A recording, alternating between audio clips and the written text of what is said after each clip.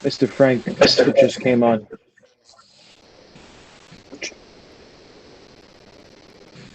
Uh, we are live.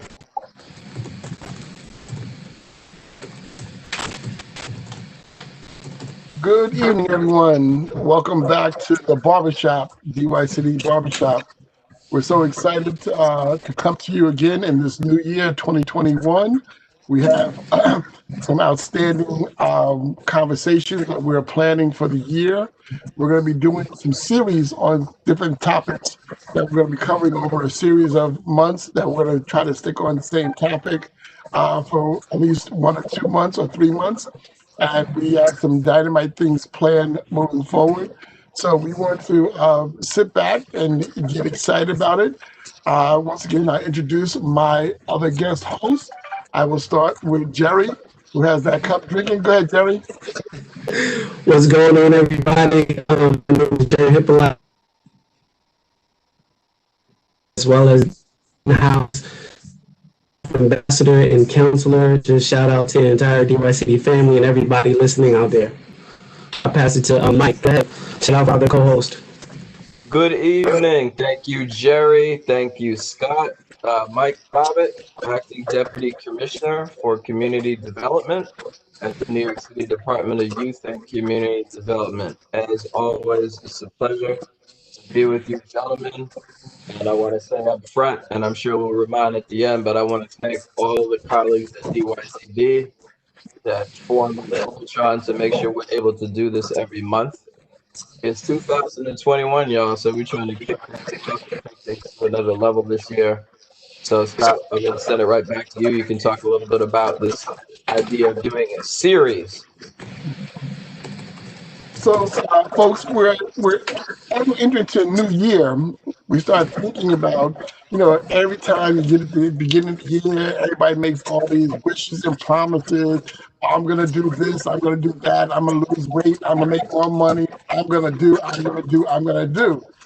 But it's all about transforming from where you were to getting to the next level of transforming. And for some reason, we always have a difficult time of sticking to that transformation that we say we want to have and the transformation that we say we want to complete. So we're going to get some experts on. They're going to help us to understand and unpack. We talk about if we're really going to make a transformation, what is that we have to do to sustain this transformation? And like one of my transformations this year, I'll start myself, and I'm going to ask my co-host to do it. One of my transformations is get rid of some of this COVID weight before the summer comes down. So, I don't know about you, but I got to get rid of some of this COVID weight. I got about 10 or 15 that I got to unpack and put away somewhere for the winter. But so I don't know, Jerry, you have anything that you're trying to transform for this year? This year is not the COVID weight, but it's definitely the COVID mindset of being like stagnant still and being limited in your mind. And one of the things I want to do is surround myself with expanders, people who remove any type of limitations of next steps and anything that you want to accomplish. As a creative, I'm always looking into that. I mean, I went through a phase with the food thing and I had to put a lock on the refrigerator. But as it relates with the mindset, it's always been, you know what, I'm not going to let be an excuse not to go and tackle things. And actually, it's actually been a great report. I've been able to do more things during this 8 months or whatever amount of time it was than I was when there was no COVID. So I'm excited about that. What about you? Any things you looking to change from? I'm trying to reduce the background noise, so I was muted. So part of what I'm looking at this year is reclaiming certain identities and spaces. So COVID has been tough on everyone, but it's also created a lot of opportunities. So one thing I started with a couple of my friends in November, I think, is we just started Zoom meetings for our high school classmates. So let's just do one and see how it goes. So one led to two, and we're going to do a third one in February. So part of what I'm reclaiming is how do we have new, current, viable relationships with people where it makes sense? but we haven't talked in a really long time. And the other thing like that I'm trying to transform and revitalize is, well before I worked at DYCD or did any of this criminal justice reform, social justice stuff, I was in the entertainment industry. And so I still think of myself as an artist, but I don't do anything about it. So I'm finding ways, just baby steps, but just starting to reclaim that identity for myself.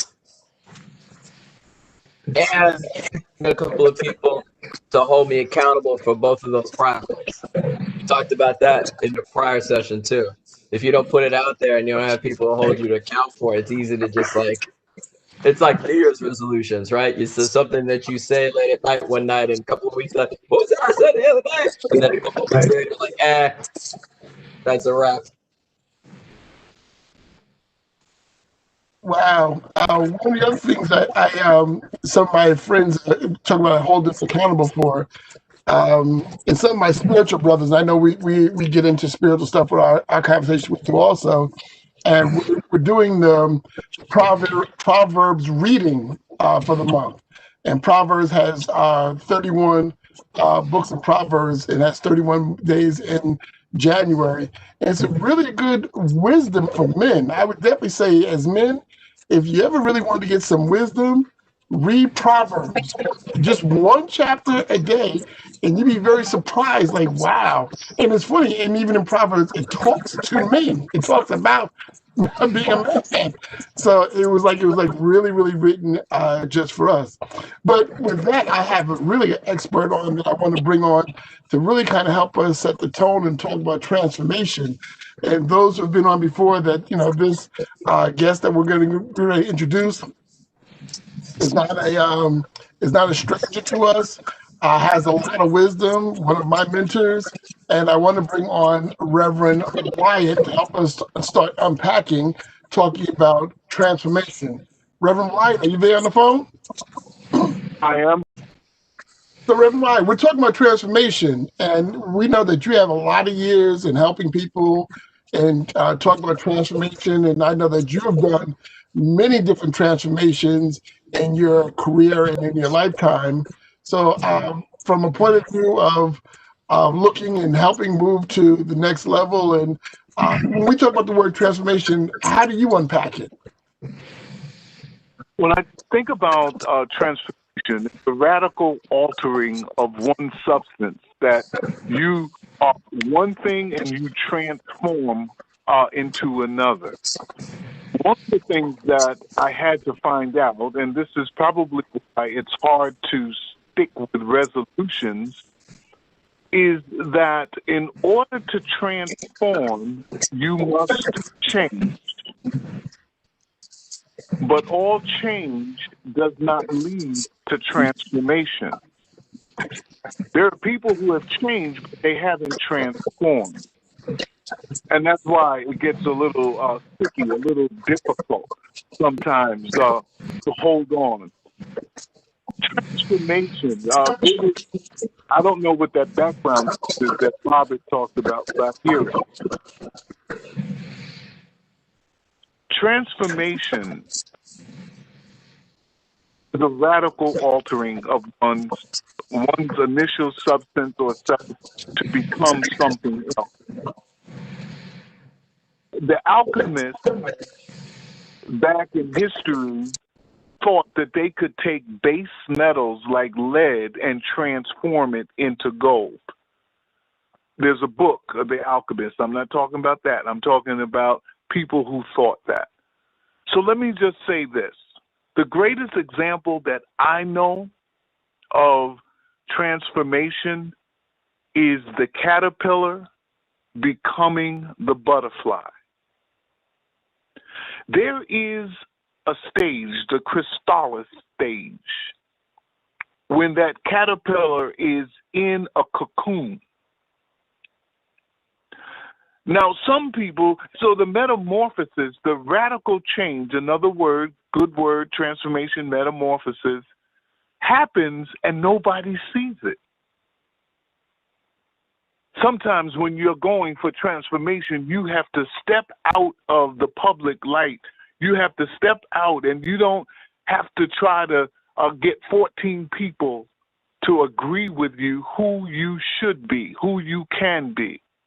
You got to go inside of yourself. I'm getting excited now. You've got to look at the things, the stumbling blocks, the impediments. You got to become sick and tired of just being sick and tired and really want to go for that piece, that thing that you want to be. The caterpillar in the chrysalis stage, in the cocoon, changes into something. And maybe in going in probably has a whole lot of doubts. But there's a struggle that goes on in that stage, and that struggle helps build the wings so that when this caterpillar that doesn't even know, listen at me, y'all listening? The caterpillar doesn't know that he will be or she will be able to fly. Some of you don't know the greatness that's inside of you, and it is the full transformation that gives you access. So I just want to commend my transformative brothers who are doing something that has never been done, having a barbershop, giving haircuts, and you don't lose no hair. But don't complain because you ain't paying nothing either. Just paying with your time. Scott asked me to refer to one of my books. I'm going to recite a poem. The poem is titled Metamorphosis, but we could also title it Transformation. Listen to these words. I wrote these words in the 80s as I was becoming or on my way to becoming somebody different from who I was. It was about my transformation. Metamorphosis. Remember those nights, oh, how you cried. Voices said time to decide. Live and grow on a different plane, or allow your life to stay the same. The struggle for self, a peculiar fight. Lines are drawn, no wrong nor right. Now closer to the moment when the butterfly struggles to ascend. My job is to help caterpillars turn into butterflies. My job is to make sure that as a transformative leader, that there are folk out there who are growing leaders, who are helping leaders, who are leading leaders. I want to thank my brothers. I want to thank Brother Bobbitt. I want to thank Scott. I want to thank the technical people who have borne under my weight trying to make this happen. I want to thank all of you. And I turn it back over to Brother Leach. Bless you and blessings. Peace. Wow. Wow. you know, it really hit me, Reverend Wyatt, when you talked about how some people really don't change at all in their transformation. And that hit me like, whoa. But I think we have to have people like you and our friends and our people in our corner who help us to make these transformations, to really make these changes. And the other thing you said that that also struck me is sometimes you don't even see it happen because it happens so gradually and naturally. By the time it's really formed into like a butterfly, you have never even seen it. And I always think about, as most of us who have children, how you can look back and say, man, yesterday I was carrying this kid in my arm, and today this kid's looking down on top of my head. You know? And that transformation of them going from the child that we have to protect to the child who's protecting us now in some ways. So with that, we're gonna start bringing in our guest panelists. And I also want to remind those who are online or on YouTube, we have a chat function. Please put your questions in. I'm pretty sure some of you have some questions for Reverend Wyatt already for some of the things that he said. put the questions in, and we'll try to get to as many questions as possible. So, Jerry, I'm going to turn it over to you to introduce your guest, and then Mike, I'll let you introduce yours, and I'll bring in my last guest after that. Okay? Go ahead, Jerry. Awesome, thank you for that. I get the privilege and honor to bring to two incredible men that are about change. I'm gonna start off with Frank Joseph, who is currently the Chief of Staff and Senior Advisor to the Queensborough President's Office. I also had a chance to meet him where we actually got cool and connected. It was when he was the Assistant Commissioner to the New York Office of Commissions of Human Rights. And in that space, I remember our first conversation distinctly, right? And we talked about accountability. How do we level up? How do we level up as men? What does that look like to continue to evolve and to change and to grow? And then from there, we had this just great bond to continue to connect, to continue to create, I think Mike said it earlier, a community of accountability so that we were sharpening each other every single time, where it felt like he was sharpening me. And I actually want to take this time to bring it to Frank. If you want to speak to the people, it's an honor to have you on the Barbershop seat. We thank you today. Awesome. Thank you so very much, Jerry. And thank you for having me. First and foremost, I'd like to thank the New York City Department of Youth and Community Development for having me here. I bring greetings on behalf of Queensborough President Donovan Richards. As it was mentioned, I'm his Chief of Staff and Senior Advisor. And prior to that, I worked at the New York City Commission on Human Rights as their Deputy Commissioner and have done, just so grateful for the work I've done. I know we've worked closely with DYCD and many of the folks here, Mike and Jerry and Scott and others. If we haven't worked in person, I know at least on email, we've been on some threads together.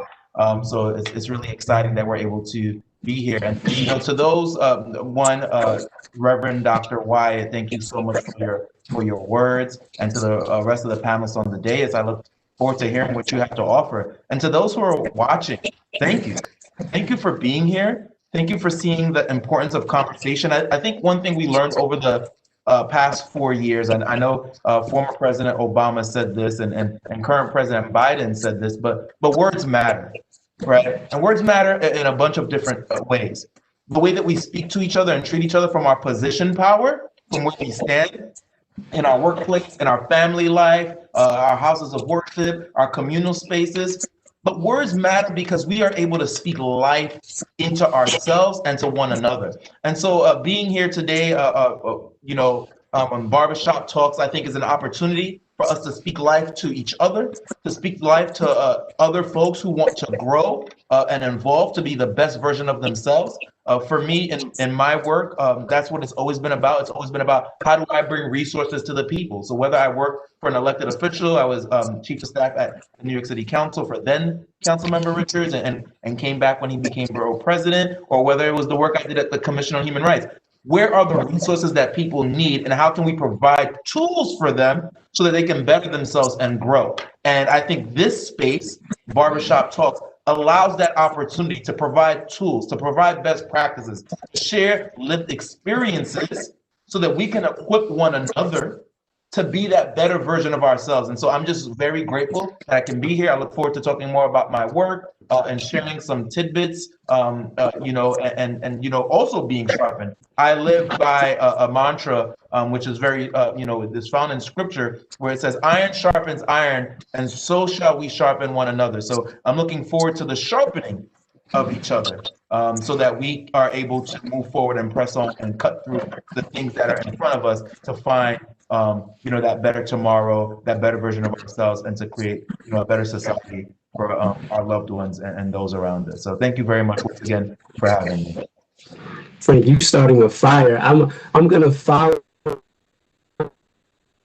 somebody who I have the privilege to call brother, Dr. Thomas McBride, who is the superintendent of District 19 for Department of Education. He is who I consider a change agent. He's a motivator, youth educator. His guiding philosophy is the transformation through collaboration, which creates successful organizations and communities.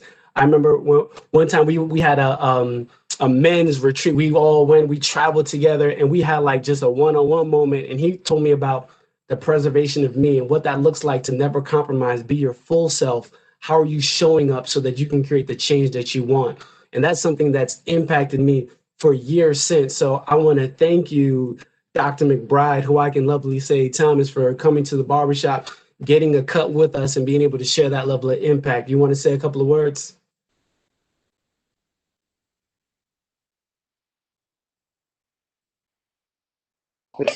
For allowing me to be in this space. So again, I'm so grateful for the opportunity to kind of share in the magic of tonight, because there are a lot of powerful brothers here I can already see, and I'm glad to be in the number. So when I think about, just kind of give you a quick overview, I am the proud superintendent of District 19, located in East New York and Brooklyn. I have about 36 schools, and when I first came to Brooklyn, working in East New York specifically, I was always told that it was a hidden gem. And I took offense to that because after learning my community, I realized it was never hidden. People were just refusing to see what was there. So then it became my responsibility to change that narrative, to be able to allow them to understand the great things that are happening there. And as well as raise the level of expectations for everybody so that our scholars are provided the exact same opportunities to achieve at high levels as their other counterparts. So that created the work for me. And so today I get the opportunity to see the impact of being able to work with leaders and creating partnerships with the community to show the world just what is happening in District 19. And so there are a variety of initiatives that are happening there that I'm really, really proud of. But the thing that stands out for me most is my brother's keeper. District 19 is the leader of New York City because of the work that we are doing with our young men, because we are prioritizing them and we are instilling the love in them, as well as equipping them with the skills that they will need to be successful change agents for their families, for the community and the world. So that's my life work as well, to make sure that I am able to be a facilitator of the change through the work that I'm able to allow to do in District 19 and beyond. So glad to be here, brothers. Appreciate you, Thomas. Appreciate you, Thomas McBride. We appreciate you, Frank. Move. I'm going to pass it to Mike. Who you got coming to the barbershop today? Thank you. You said it. You started a fire, and I'm like trying to restrain myself, but I'm like nodding along, clapping while people are saying stuff. We're only about 15 minutes into the session, right? So it's my pleasure to welcome all of you to Andrew Yaricado, and welcome Andrew Yaricado to the barbershop. So just a quick little context. When we decided we were going to kick off this year, and I will always remember this too, because Jared did such a great job with his introductions. We said, reach out to one of your brothers. We're talking about transformation, so we want to start with someone who's like personal to you. So I'm gonna give some accolades, but I'm gonna end on a personal note. So it's my privilege to introduce Andrew Yaricado, who is the principal officer of Bay Area Community Housing in Tampa, Florida. He's also an asset manager at Florida Real Estate Associates, building housing in his community. He was previously a partner in a litigation law firm in New York City for over 20 years. He's also a competitive power lifter and a strength coach for 20 years. And I know anecdotally in that role as a coach, he's been building young people and young minds. In addition to some of these accolades, and you can look him up if you want to, he's also been my buddy since about the 5th grade and one of my best friends throughout high school. He was the best man at my wedding. He helped me close on my house. He represented me in that transaction. And he is a stalwart resource whenever I need to talk to a peer about tough issues, whether it's career stuff or marriage or whatever it is. So when we say a brother by another mother, I don't know who else I would turn to, who else I would point to, other than a good friend that I'm lucky to have, like Andrew Yaricado. He may not need the barbershop as much anymore, but they do shape up some beards too. So welcome, Andrew, to the barbershop. Please say a couple of words to these good people who have come in to listen to us. Thanks, Mike. Thanks everyone for having me, and moreover for hosting this get together and this endeavor in general. As Mike said, currently in Florida, running a couple of different companies involved in housing. I'm involved in the community in Tampa as well, the East Tampa Civic Association and Business Association. We, cater directly to one of Tampa's largest minority communities, trying to help people get housing and services and things that don't happen by themselves. Work with some local legislators as well in that organization. My previous experience in New York, as Mike said, I'm an attorney. I don't practice actively. I keep my license is active because I do consult with various firms and other lawyers as well. I do a decent amount of legal writing still. But the bulk of my practice was litigation, and probably 75% of that was criminal litigation in Queens County. I was on the what they call the 18B felony panel. I don't know if you're familiar, which is the assigned counsel panel for major felony crimes. People get arrested for felonies. When on TV they say if you can't afford a lawyer, one will be appointed.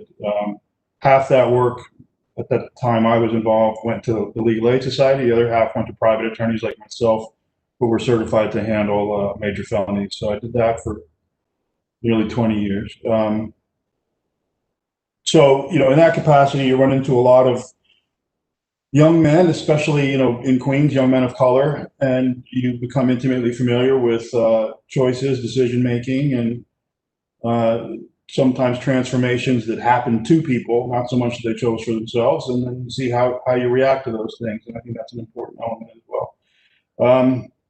But yeah, I'm glad to be here, and I've already gotten some great ideas from just the introductions and what people have already said regarding transformation and also accountability, and happy to learn and also contribute if I can a little bit. So thank you.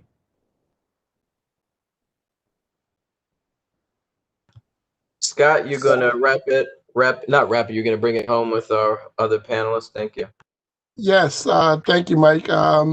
So, as Mike said, we were challenged this time around to bring in one of your brothers in, and this brother is someone who I've always appreciated. I've met him, I guess it's been a little bit over 10 years now that we've been in contact, keeping contact, and he's always inspiring to me about the things he's done, and talking about somebody who's always transforming himself. I'm talking about Ron Clark of Clark Consultancy. He's always doing something exciting and new and challenging. When I get in touch with him, I talk to him, and I find out he's consulting on this, or he's developing that, or he's working in this new capacity. In these days and times, to be able to be that flexible and to be able to move and to change and to keep up with times and be able to, keep a dollar on the table because you're so flexible and you have so many different great skills is amazing to me of how he does that. And like I said, if you're ever on his Instagram page, he has some of the most extraordinary, inspiring messages that he puts out on a regular basis. So with that said, I want to introduce one of my brothers, Ron Clark. Ron, you there? I am here. So thanks, Scott, for and DYCD for definitely making this momentous occasion happen. And so when we talk about transformation, I think it's appropriate that we're in a barbershop, because that is the environment for a lot of us to have ourselves transformed, at least in terms of appearance.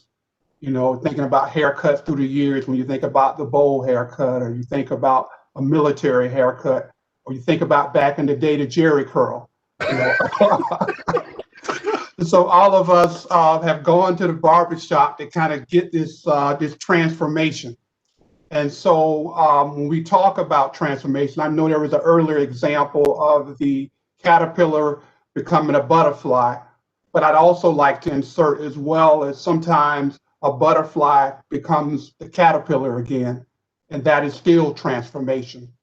And so when we talk about transformation, we're talking about changing, we're talking about a form. And so I like to contrast that with transition. Transition is movement, transformation is movement with change. And so you think about in school, you may have had colleagues, friends who were just passed in terms of a grade. They really didn't kind of learn a whole lot, but they were just moved, from grade to grade. And so with my background, Scott talked about just kind of interesting things that I've done. And so most recently, I'm out of Virginia, work for the State Department of Health. And so I had the privilege of receiving a call to serve as the statewide supervisor for the coronavirus call center. And that is something that has certainly changed all of us, our lives. How we do life has certainly changed with this virus. And it's like the punch, we didn't see that was coming. And so I remember the first call I received from a lady, and she called and she said, I found my mother deceased in the bedroom. I've called 911, they've come and picked her up, but she said to me, how do I disinfect the room? And then I've had to deal with individuals who have, planned weddings and concerts and events, and they're just trying to figure out how to recalibrate and how to deal with this whole issue of something called COVID. And so that is an example, again, of transformation is something we do to meet the moment.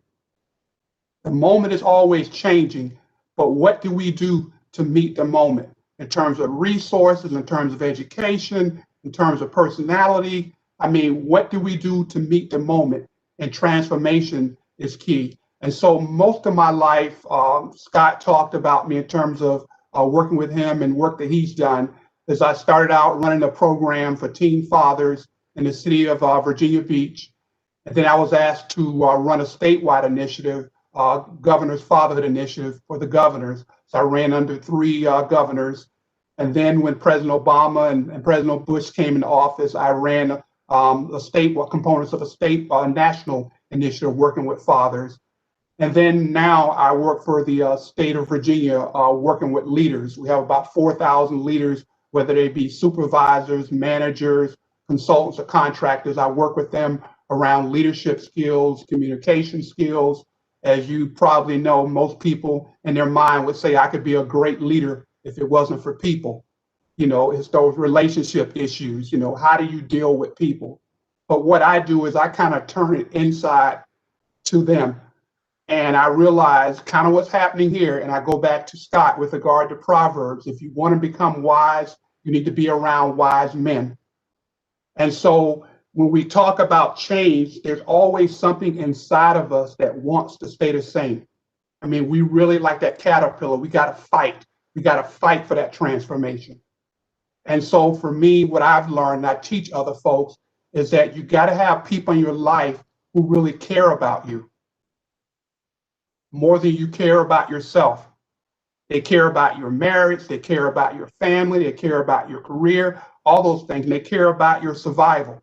And so the question I always ask men, who protects you from you? Who protects you from you? And if you don't have an answer to that question, I see self-destruction in your future. Because all of us have times in our lives when we're not in our right mind. We're reacting, we're emoting, but we got to have people that come in and say, hey, man, have you lost your mind?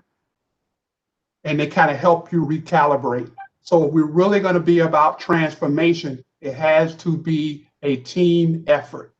I can only go so far by myself, but when I have other people in my life, I can go even further. It's almost like you're stuck on the side of the road. You need to have your car go to a different destination. It's rare that you see a man who can steer the car and push the car at the same time. And so we got to have people in our lives who protect us from us and help us reach our destination. So thanks, DYCD. Thank you so much for this opportunity. And I look forward to learning and being sharpened tonight. Wow. One thing that just struck me, and I just want to start off, I'm going to give my panelists, and anybody can jump in on this. I love that you're saying that we have to find people who can protect us from ourselves. And if there's any young guys on or young folks on, I really want to encourage you to have to understand, you got to get people who don't mind hurting your feelings because they love you. You know, and we always have to have brothers around to check us. If you're really gonna be great, you have to have somebody who you can take the check from. Does anybody have? I think we all have somebody in our lives. And I know Mike. I guess I throw it to you first. I know you have somebody right next to you who always would check you as your partner, and I think it's wonderful. And that's something I think being a successful man, you have to be able to have somebody be able to hurt your feelings every once in a while for growth. Would you all agree with that, or? Absolutely. Anyone can jump in. You threw it over me, so I'll just use the mic and weigh in and say this. And one of the things that is great about having good, solid friends and peers is as you're moving along in your struggle, it's a space to trade notes. Here's what I'm finding. Here's the feedback that I'm getting. What do you think about that? Oh, this is what I'm dealing with. This, and you can kind of go out in the world and you can bring back information. And just on a range of topics. There's so many things I can continue to say about Andrew. I'm trying to think of like small examples, right? So he used to show bull mastiffs, like his dogs would get prizes and stuff like that. So just even last year, I promised my daughter when you get a certain age, we're gonna get a dog. So we have a Senji now. So when we're shopping dogs, just getting little information on him about breeds and temperaments and what are they like in the house and what's old enough and what can your kids do and like the small things to the big things, like I talked about, marriage. Like, look, let's face it, brothers. If you're married, that's an ongoing project with your spouse. You're lucky if there's someone that you could talk to once in a while and just say, look, I don't even need to give you the details, just situationally, this is what I'm going through. What do you think? And Andrew and everybody should have a good friend. And I don't even care about a whole bunch of friends. Just have a couple of good friends that you can talk to frankly about stuff. I almost forgot the question. I get excited talking about Andrew. You gotta have people in your corner. And actually, you know what? I'll shut up. I'll turn it over to Andrew. You're welcome to pick an incident where you had to challenge me to check myself about something, So bear in mind, this is being recorded for all posterity. Hey, Mike, do you have that door closed? Yeah. Do you have that door closed, Mike? See, I'm in the basement. No, my wife and daughter have already been in here. My daughter came. I said, look at the screen. When I was pointing at the screen, she's like, oh, that's Uncle Andrew. I'm like, yeah, Uncle Andrew's in the barbershop. So, okay. Then I wave goodbye. I got to go back to what I'm doing. So Mike, you planning on running for president one day? We got your back, Mike. We got your back. DYCD. All right. So Andrew, be careful what you say.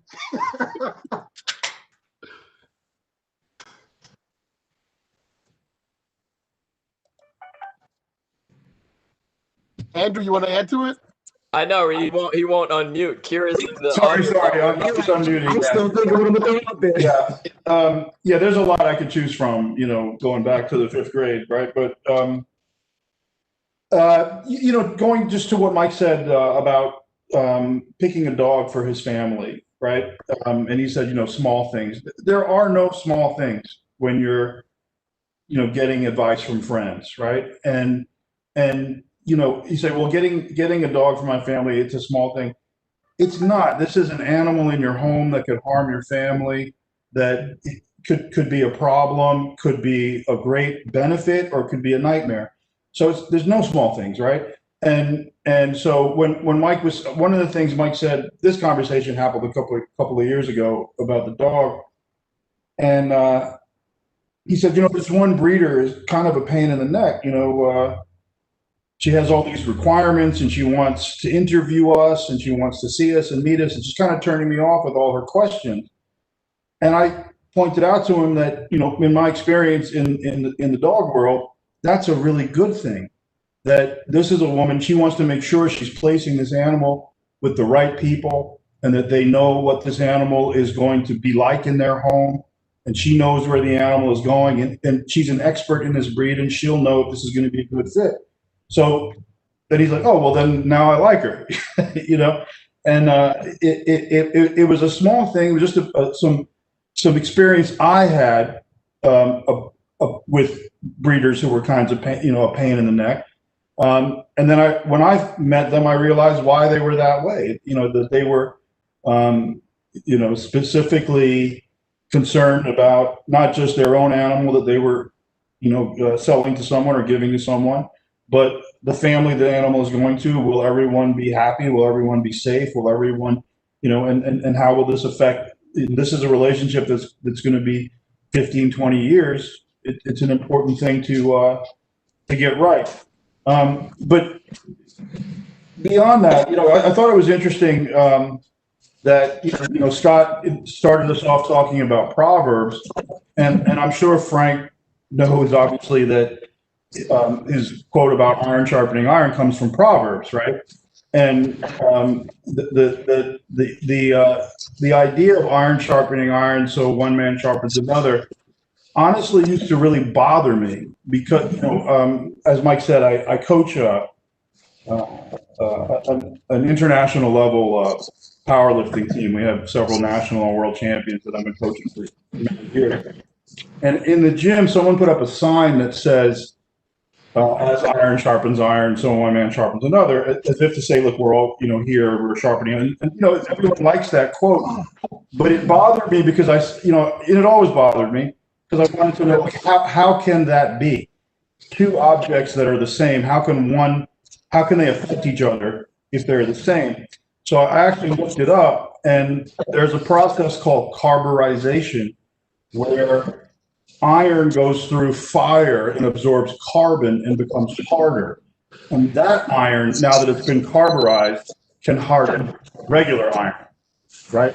So you're talking about when you're looking for, so it is true, but there's a process of change that has to take place for one of those pieces of iron before it can be helpful to the other piece of iron, right? And that struck me as maybe a little bit more meaningful in that you look for people who've been through the fire first, right? To work with and help you. And then that makes this a true statement, right? But if neither of you have been through the fire first, it's very difficult to lift each other up. It's like this amazing point. I want to jump in just to add to that. I remember a quote from Albert Einstein, right? And he said, problems can't be solved by the same level of thinking that created them. And so when we talk about like what change looks like, and then one of the other things that Andrew just said was that there's no small thing, like change always exists. Going back, I'm gonna pull in Thomas on this one, where I remember we went away. This is the guys, we are out, we're away. And so we get this Airbnb, and everyone's kind of, if anyone's ever went away on a trip with the guys, everyone's like, I'm gonna get this bed, I'm gonna get this sofa, and so forth. And so I got there late. So of course I get like the sofa or end or something like that, right? And all that to say, I'm like, Dad, you know what? Maybe I'm gonna figure this out on how I'm gonna sleep. And his first thing was like, no, you're gonna call downstairs. We're gonna figure out how you're gonna sleep comfortably. Why? Because you put in the same level of effort to get to this place, and you should always preserve yourself in that space. Now, though it was just a little thought of mentally holding myself accountable of what that looks like to not compromise on that kind of level, what he doesn't know on the back end is that I took that, made it literally a theory, and how I moved in our approach, what all matters, spoke to how do I preserve myself in this space? What does that look like to choose something, know your investment in something, and then deliberately and intentionally preserve yourself in it? And those little things really made a foundational block for change for me. And so to speak to that, I actually pass it to Thomas right now. What are your thoughts on what you're hearing so far as relates with change, whether it be incremental or something radical? It's so, I guess, poignant that the idea about the small things can have the biggest impact. When I think about, I think this, and this is more work related, when I think about the charge placed upon me to move to 19 and not necessarily having a roadmap as to how to do it, it literally was a conversation with a mentor. I don't know if I can call him my friend yet, because of just who he is, Dr. Lester Young. someone I look up to and I admire and has formed a great relationship with now. We were in a meeting and he was providing some data around historical data around all the districts in Brooklyn and kind of challenging us to figure out why it has not moved over time. And we all can give a variety of reasons as to why it has not happened. But as someone who's not very prone to reasons or excuses, he asked me a very simple question. He says, Dr. Bry, so tell me why District 19 has not moved over time. I said, well, you know what? Everybody has their own curriculum. You have the have and the have not. Some schools have all the resources. Some have X, Y, and Z. And I said, well, New York City, they allow people to choose what they want. And he said, do they? He said, aren't you the superintendent? Don't you have the ability to make that kind of decision to make sure that you're impacting all of your children?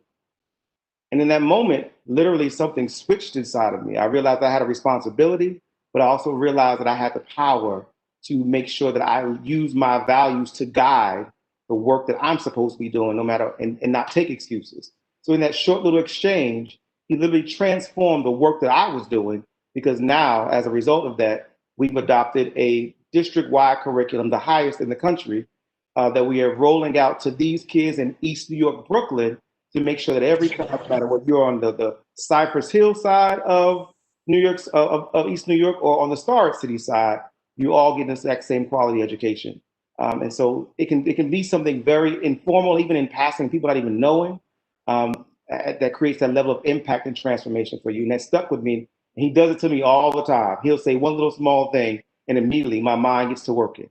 It starts to shift, and it grows my leadership, because often as the quote unquote the superintendent, there isn't anybody else to look up to, right? There's no one else to support me in my development, because I'm supposed to be at the top. So it's great to be able to have those individuals who have done the work, but also know the work and have the years of wisdom to still support me in my growth and development as well. Yeah, you dropping gems right now. Anybody listening, please like, subscribe, drop some stuff in the chat. Scott is looking out. I think I'll pivot this one right now to Frank, because this speaks to all these small conversations that turn to big things. I remember just a small, subtle conversation turned to like this and create this amazing partnership with the Commission on Human Rights and what that looks like. So, Frank, based off of stuff that you're hearing, what you want to bring to the table right now? Yeah, I thank you so much, Jerry. One thing I think of just hearing everyone, a word that popped up was vulnerability. When you're asking who can check you, who can question you, who can, challenge you, you have to be willing to be vulnerable, right? And the reality is that is a difficult thing to do. No one likes to be uncomfortable. No one wants to live in the midst of discomfort. But the reality is that is the only way to grow. Dr. Wyatt started talking about the caterpillar turning into the butterfly. Well, guess what?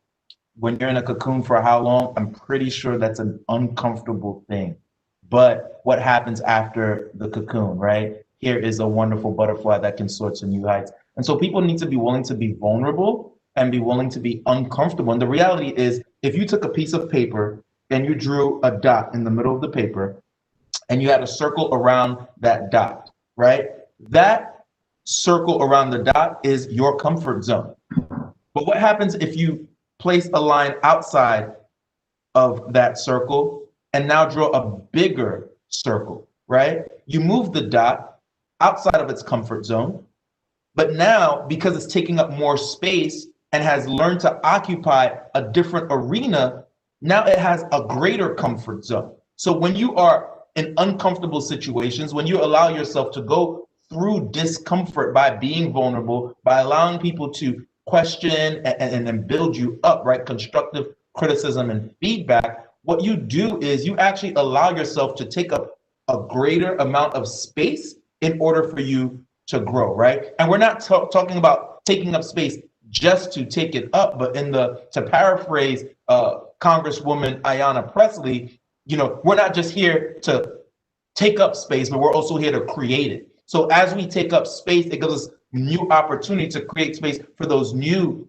people, right? And, just as it was said earlier, sometimes being at the top, being in leadership, as, Thomas was saying, sometimes it feels as if, who do I go to?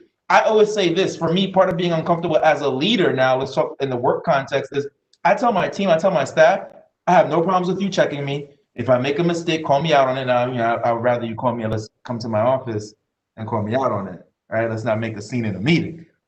But call me out on it, check me, tell me how I could be better. Because guess what? One, I'm secure in myself, right? And I'm okay being uncomfortable because I'm secure in myself, right? And being secure in myself does not mean that I can't grow and does not mean that I can't be better, but it means that as you are telling me about myself, it is not tearing me down. What it's doing is it's allowing me to see my blind spots in order for me to further myself in those areas, right? And so willing to be vulnerable, having that security and that assurance in yourself because you know who you are, right? And you know where you're trying to go. And if you know where you're trying to go, you know how to get it. Hopefully, you know how to get there. And part of that is going through some growing pains and going through new paths, right? And so it's really important to think of those things. I think, for me, as I, grew in my career, I always told my principals, I always said, hey, I hope you have no problem with me managing up, because I know you're looking at me to manage a team and you expect me to manage the team, meaning managing down. But guess what? I love to manage up. And in return, I love when someone manages up and manages me, right? So when we're talking about being uncomfortable, sometimes, I say this, which I agree. Sometimes I'll tell people I've been known to say, hey, the reason I'll listen to you is because you've done something, right? You've been there. And so I'm following someone who's been to where I'm trying to go. Yes, I agree with that. But I also do believe in being managed up, where my team members, my colleagues can say, hey, this is how you improve. Because you have a different vantage point than I do, right? You have a different line and you're seeing the goal, you're seeing the end goal from a different area, right, than I. And because of that, if I'm able to take in what you see, plus what I see, plus what my brother sees and what my sister sees, guess what? Now I'm able to see the full picture instead of seeing a corner of that picture, right? I want to see the full picture. So tell me what you see and let's address how we move forward. And so I think that's really important for us to be transformational and move the ball forward and grow ourselves. Scott, Frank, fire right now. There's on fire. Yeah, this is Ron. I just have 2 quick points I want to make here. And we have the questions in the chat, so keep it going. We got fire coming. Okay. Good. All right, I'll be real quick here, but first of all, just want to congratulate Dr. Thomas on the success. I think that also is what transformation is about, is when we experience success, that we encourage other people who are making that transformation. So he made some transformation in his particular area. We live in a culture of self-promotion, and I think that it's good to think outside the box. But also the comment that was just made here about moving outside of your comfort zone. Sometimes you have experienced transformation, but you never really get a chance to exhibit it. And so why you step out of your comfort zone is because when you step out of your comfort zone, you don't know what's inside of you until a demand has been placed on you. And that's why it's important to step outside of your comfort zone, because again, the transformation has to have a demand placed upon it before it exhibits himself. So you just don't want to have a transformation for the sake of having a transformation. That transformation is supposed to solve a problem. Whew. I got something for Ron real quick. Can I throw something in there? Go ahead. So something was burning me. I was having conversations with a couple of my peers as relates with mental health, right? And one of the things that we put out there, we're talking about what does that look like with change. So in our conversation, we were talking about be careful when people leave it at resiliency, right? Because after a while, if you just stay at resilient, you're always resilient at stuff. That's when we start to normalize dysfunction, right? And so in that space, based off of what you just said, what is that line where we go from being resilient, from things getting put on you to carry that load, to actually saying, you know what, forget the load, I'm just going to create a brand new open door? Like, what is that line and when do you cross that over? If I could throw that to you, Ron. Sure. So what you want to do is, one, your capacity, personally, what you're able to carry. And so sometimes, as you heard me say earlier, it's just not about you. It's about bringing other people in there to help you to carry that weight. And so I think that that is something that you're going to have to think about and process is when is it time for you to kind of carry it by yourself? That's a season of life. And then there's another season of life where you bring other people in. But at the same time, you know, we talk about self-care. That's really important. But also there are times when you just gotta, you know, you gotta jump out there and you gotta say, you know, that has crossed the line. I need to hold you accountable and I need to move forward here. I've given up enough resources in terms of my time, my energy, my effort here, but I gotta look at myself as because your time is an investment and it's very limited and you got to choose where you want to invest that time, if that makes sense to you. Absolutely. I actually I take that and I give it, I'm actually going to start with Mike, who's a mentor to me, right? What does that look like when we go from, because there's times where you need a revolution and a full change. And there's times where, like we were saying earlier, it's an evolution, it's slow. And so you don't even realize what's happening is change. When do you feel like you got to cross the line to go from the evolving and kind of just doing a couple of changes, subtle changes here and there to, you know what, I got to check this entire thing and I got to do something big and radical for myself or for the impact that I'm trying to do? I'm going to try to approach that referencing a couple of things that we've already talked about, you know. So one of the things that I'm really struck by, and a number of folks in the barbershop talked about this analogy with the butterfly. Sometimes things start small. And so whether the occasion is something that's happening to you or something you are upfront perceiving needs to happen to you, either way, to some extent, you're still in the same circumstances. Something about my life that I don't like, or I don't like how it's happening or how it's turning out. I don't like the results that are around me or the judgment or whatever the heck that's going on, right? And either way, the conversation within is, what am I going to do about it? So I'm going to go back to this other thing that's been emerging a lot, which is it's all incumbent on us. But when you have the opportunity, key enough what Andrew was saying too, clarifying the iron sharpens iron, right? If in your network there's anyone who's dealt with something roughly similar to what you're dealing with, that can accelerate a conversation. You know, it doesn't have to be someone has been specifically through the things that you've been through. But like, for instance, you mentioned our relationship, Jerry, and meeting through work and serving as a mentor to you.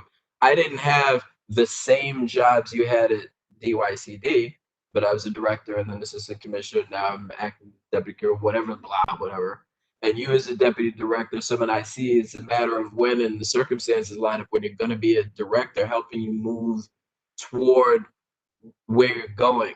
And things are often about, that I see rather often about the toolkit rather than the circumstances.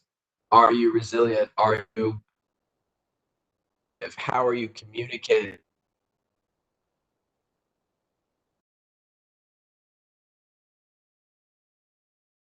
Well, I think we lost Mike. I saw something said low. Low. So well, I have a couple of questions in the chat. Sorry. If I can, until we get Mike back. Oh yeah, okay. Can Go you ahead, Mike. hear me Finish up. Yeah, go ahead. I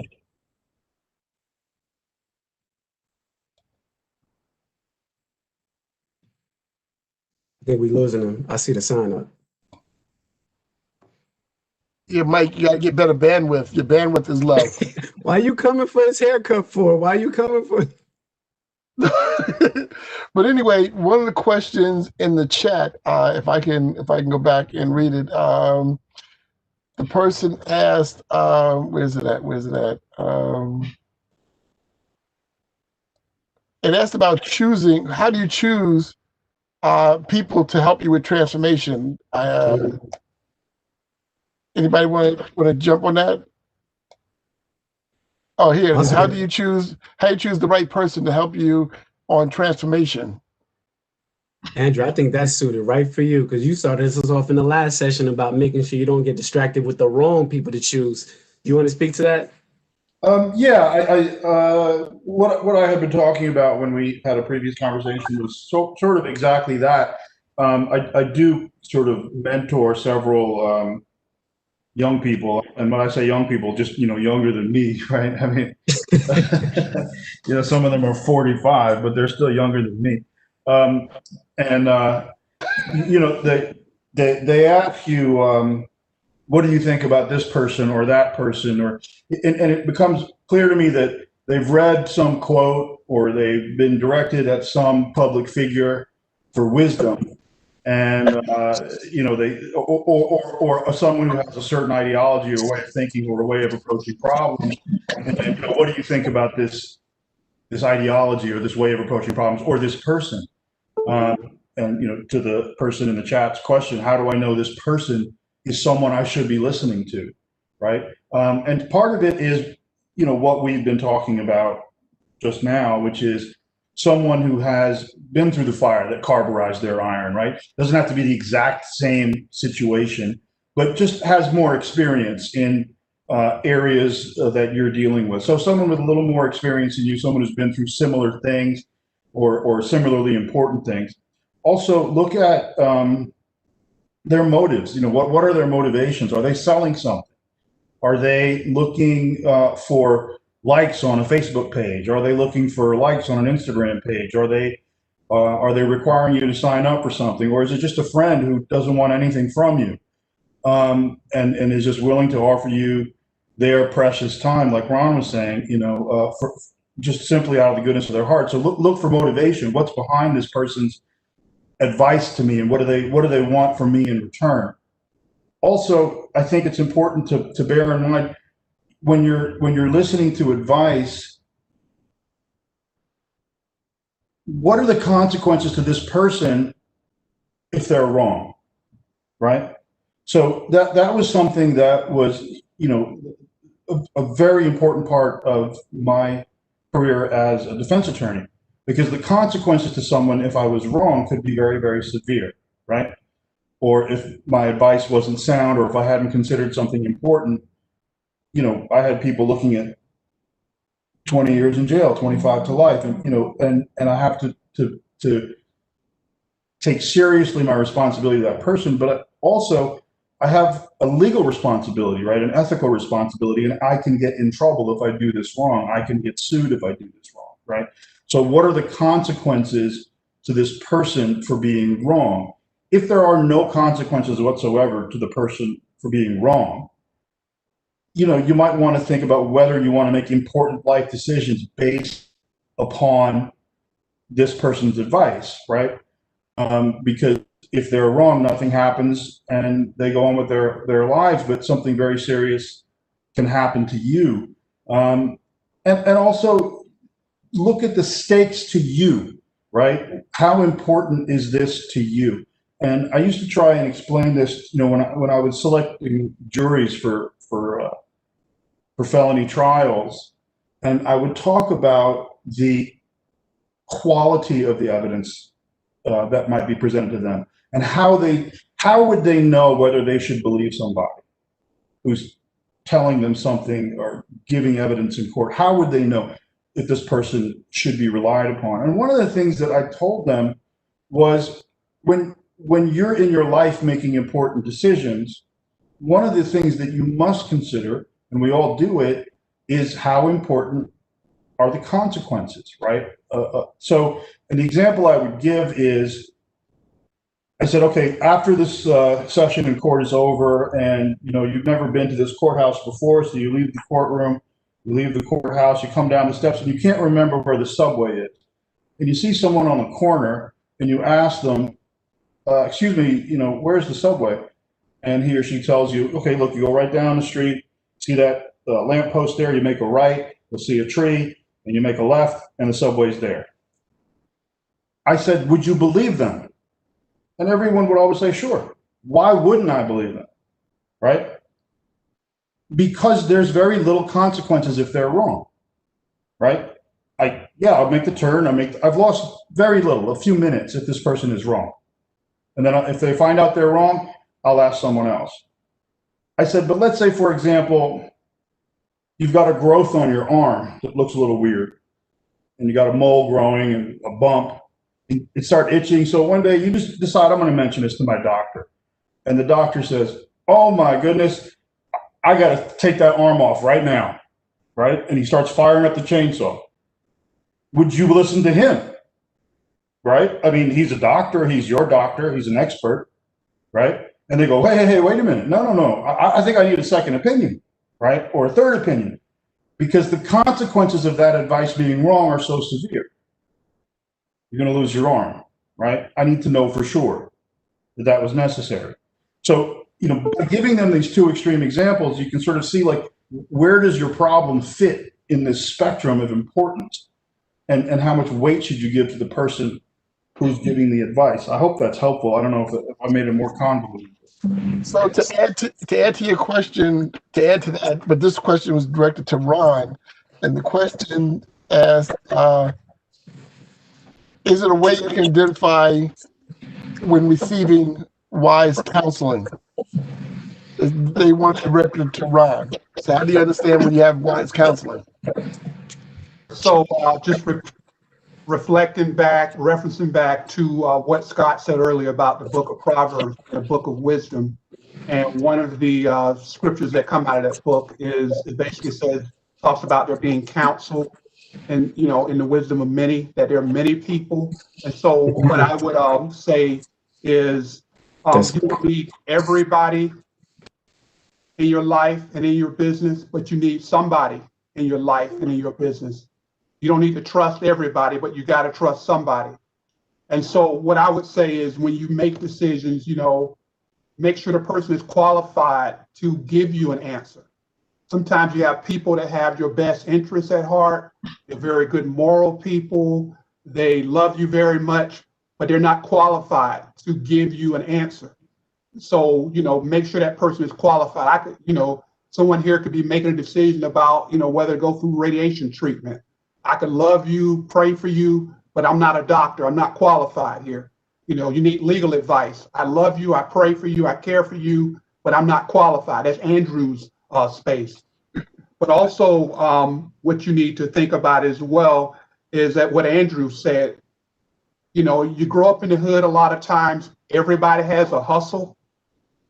Everybody wants something. It's always a give and take, and you always feel like somebody's going to overpromise and underdeliver. I mean, everybody has a hustle. But when you find those people in your life, all they want is for you to be in a good space. They want nothing else. They just want you to be in a good space. You hold on to those people. You grab their wisdom. And sometimes your best piece of advice could be, I don't know the answer, bro, but let's work together and find somebody who can give us the answer. So the next question I have is for Frank and Dr.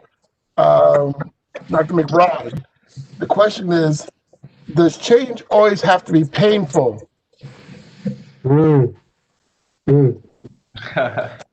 That's a good one. Does change always have to be painful? No. Pain does not always have to be painful. But the reality is this. When you are accustomed to doing things a certain way or moving a particular way, and someone is now showing you a reflection of yourself and is pointing out places where you can grow or places where, let's just be honest, where you're weak. You're not strong. You're not all that. It's not easy to take. I don't care how tough I have tough skin. It's not easy to take, right? And so pain doesn't always have to necessarily be, change doesn't always necessarily have to be painful. But the reality is that, it does challenge us. And, I will also say there is a reason why they call it growing pains. When you're a kid and you got that growth spurt or whatever the case may be, for some people, it was tougher than others, right? And so all of us, there will be a different threshold. And depending on the area where we are, where you or myself, where we're growing and where we need to evolve, it will impact us differently. So I do say that. I also just want to add, I agree with everything Andrew was saying about, just checking, folks and what they're saying and what have you. I think you also can tell by the fruit that people bear in terms of who you follow. Take a look and don't be so quick to follow either, right? Take a look, survey what they're saying, what has it produced, what has happened around them, who surrounds the person, right? And see and I think that will also aid in you deciding, is this counsel I should take? Is this counsel that I should, maybe pause on? I don't want to say don't take, but maybe I should pause and really reflect before I move forward. Or how quickly do I move with this counsel? But, pain doesn't always have to be change. I keep saying pain. Change doesn't always have to be painful. But I do think that, it will challenge you, and I think anyone who's afraid of a challenge is really not ready for the championship. That's the truth. Can I react real quick to what you said, Frank? He's dropping a lot. So you're using growing pains right now in this conversation is so appropriate and so helpful. And it's such a great visual because I think anyone listening to this conversation, they can conceptualize you have to physically grow from a baby to a child to an adult. You are literally growing. You're literally becoming larger and more than you were. But when we think about the spiritual components around that, or educational or informational, right? We may not see the need for the opportunity for growth that is even greater, far greater orders of magnitude. And you spoke to me with that, and it also reminded me of Reverend Wyatt. So I want to say this too, like even just getting ready earlier today, there was a colleague who works for the probation department. He saw the flyer. He goes, Rodney Levy said, make sure you let Reverend Wyatt know that I said hi and I'm going to be in touch with him. And my reaction to that was to laugh and say, he's really mentored and breathed life into a lot of us, hasn't he? Yeah, haha, yeah, he has, right? It's the stand that Reverend Wyatt has been for these small interactions, like Dr. McBride was saying. And one of my experiences with Reverend Wyatt, and this will be funny to Scott, because Scott will notice there was a few colleagues that were meeting, mostly folks that worked in the city, but they're meeting to discuss their faith. And I found out about it like maybe just before the first time they were meeting. And I was like, well, that sounds interesting. But I wasn't sure if I was ready for that. And I had to check myself afterwards, like, why am I not pushing myself to be in that conversation? And I had to reach out to him later on. I was like, oh, Reverend Wyatt, can I have a conversation with you? But he's like, yeah, sure, come on. Hey, I've been ready for you. You know what I mean? So it's sometimes the pain is what we perceive, and we're twisting ourselves in knots because we have not undertaken the change. Actually, making a change may be far less painful than the way we're twisting ourselves in knots because we have not done it. Mike, you killing it right now, because half of the battle is in the mind. Just taking in like, yo, hey, change is not going to be so crazy. I don't want to take too much, because I know this was also to Dr. McBride, but for all the times where I was nervous to come to you, and it wasn't even that big a deal until after you spoke to me. I was like, oh man, I had this different perception in my mind that only made it worse. When I started to embrace that mentality for change, it just made the growing process that much more easier. I want to give it back to Dr. McBride. I need to hear that from him. I don't know if I have any much more to add, but when I think of the idea of change, I think of the not as painful, just as uncomfortable. We are prone to align ourselves with the familiar, what we are accustomed to, what is easy. And anytime you are stretching that creates some level of uncomfortability for yourself, that creates a space where you feel like it may be pain, just that you are not in a space of comfort which you were previously accustomed to. So it's also ironic that at the beginning of the conversation, we were talking about things you're changing about yourself. And so I thought about what would be my responsibility to get into the conversation. And people would say that I know my way around a gym. I do all right. But I made up my mind this year that I wanted to transform my body into something that it had never been before.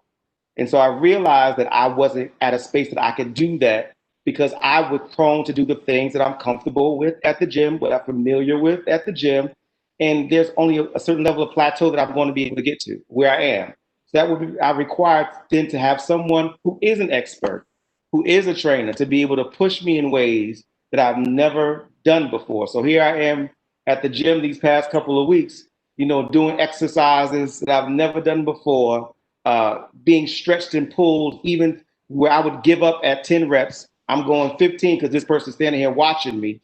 And it's stretching me in such a way that realizing that that's the only transformation is going to come when I'm realizing I have to accept also, because again, like you said, it's in the mind that I want this. And once that shift changes there in my mind, then there is no necessarily pain. It's just I'm dealing with the uncomfortability right now to obtain the goal that I have for later on. And Dr. McBride, Thomas, you dropped a bomb. I'm actually going to punt this back to the entire panel. When we talk about comfortability, there's a saying that I have in my household where I say the enemy knows your algorithm, right? Like the devil knows your algorithm. And what that means is that all the little habits that you have, good or bad, it is familiar and they know it. And if you want to change your outcome, you have to look back at your algorithm. So I'm going to take that same concept and I'm actually going to talk from another level. How has social media helped or hindered change, whether for positive or not? But how has social media helped cause change or maybe hindered change? So I'll throw that popcorn style. Ron, you want to try that one? Sure. Like anything, it could be a liability or it can be an asset. I know for me, as you heard Scott said, I've been able to reach more people, impact more people than I have ever impacted in my life through social media. People I didn't even know have been encouraged. I've had people who were thinking about committing suicide. I was able to encourage them, connect them to resources. But at the same time, I can have a very divided mind that I'm never very present in real conversations. And you may have heard people say sometimes it's the people who we know the least that we're closest to, and the people who are close to us, we're the farthest away because of social media. And so I like anything, I think it can be an asset, that you can use it to impact a whole swath of bandwidth of people, or it could be a liability where you do not know how to connect with your spouse, or you lose the ability to connect with your family. You're always undivided and you're never really present and really there where you are. Can I jump in a little? I have a couple of things that were brought to mind by what Frank said and what Dr. McBride said that also tie into the social media. Frank was talking about, look and see what results this person has had, right? Like, how has this worked out for this person? Their advice. And, we have a saying in my group in powerlifting, two sayings really. One is that powerlifting is a results-oriented game, right? So if you run into a coach that says, hey, you'll squat more weight if you point your toes out, and you point your toes out and you don't squat more weight, well, it's a results-oriented game, right? Like you're either going to improve by making this change or you're not going to improve by making this change, and it's measurable. It's easily measurable, right? The other thing is something that Dr. McBride was talking about, the way you feel about things, and the level of discomfort. We have another saying which says, if your feelings don't fit the mechanics, change your feelings, right? The mechanics are universal. There's nothing you can do about gravity. There's nothing you can do about leverage. There's nothing you can do about the length of your arms for deadlifts. There's nothing you can do about where your triceps attach for your bench press. The mechanics are the mechanics, and if you don't like that, you got to change the way you feel about it, right? And so to the last question, how does that relate to social media? There's a lot of terrible advice on social media regarding these things, right? And so many of the young people that I coach in weightlifting and powerlifting and so on are glued to their phones all the time, right? Instagram, there's Instagram athletes, Instagram superstars in the sport. What are they doing? What are they eating? What supplements are they taking? What are they selling? This sort of thing, in order for these guys to and girls to improve their performance. And there's so much terrible advice out there. It brings us right back to what we were talking about a little while ago, which is, how do I know what's true or not? And that fits right in with what Dr. McBride and what Frank was saying is, what are the results? What are the results this person has had, right? This is a results-oriented thing. And I think if you look at what people sow and what they reap, and do your due diligence, look back and see, like, did this work for a bunch of people, or did it not work for a bunch of people? And which ties me into the very last thing I want to say about this.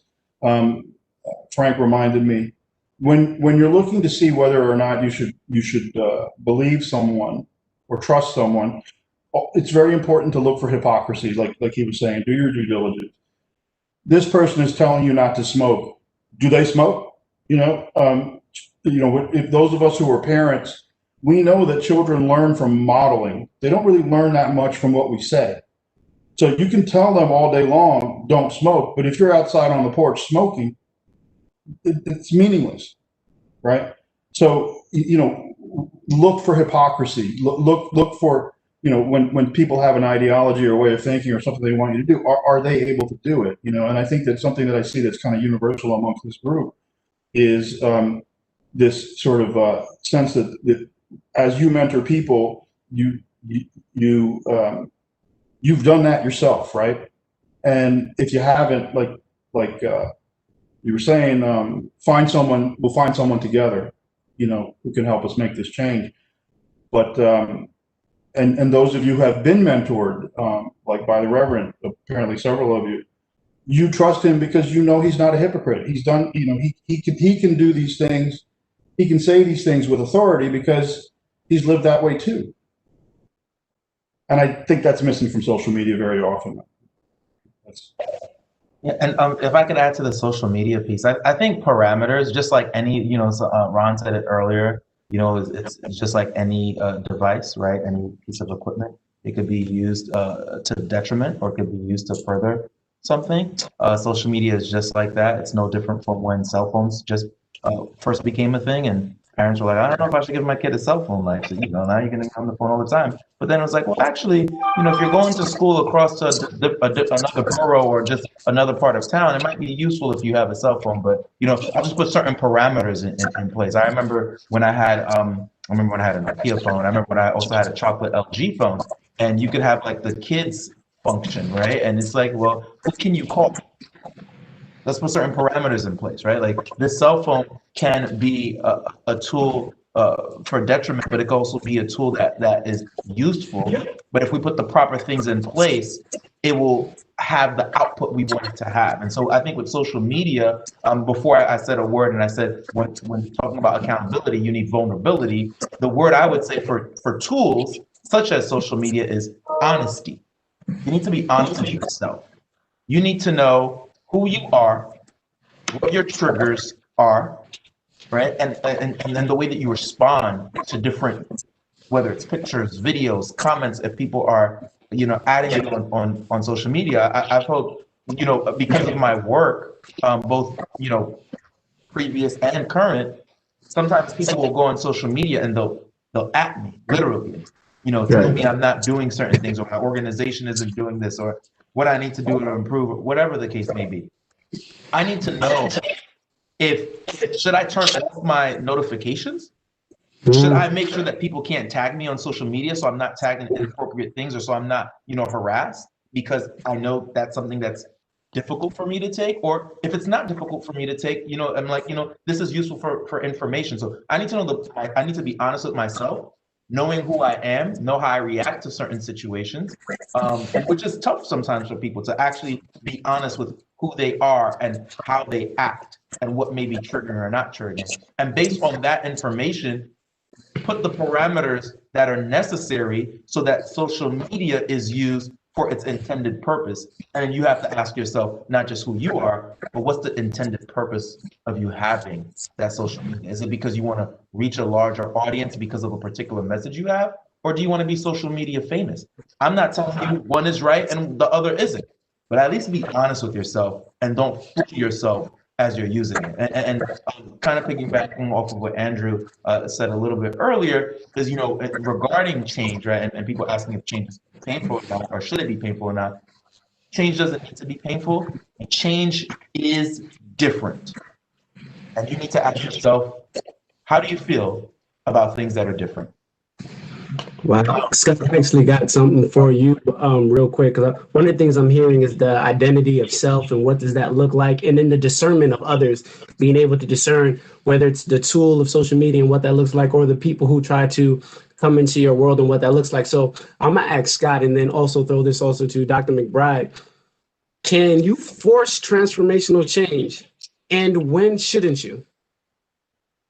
If that is even I just want to throw it out there. Can you force transformational change?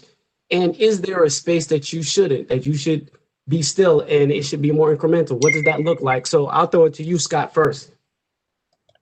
And I'm doing like they do in Canadian football. I'm punting it to Dr. McBride.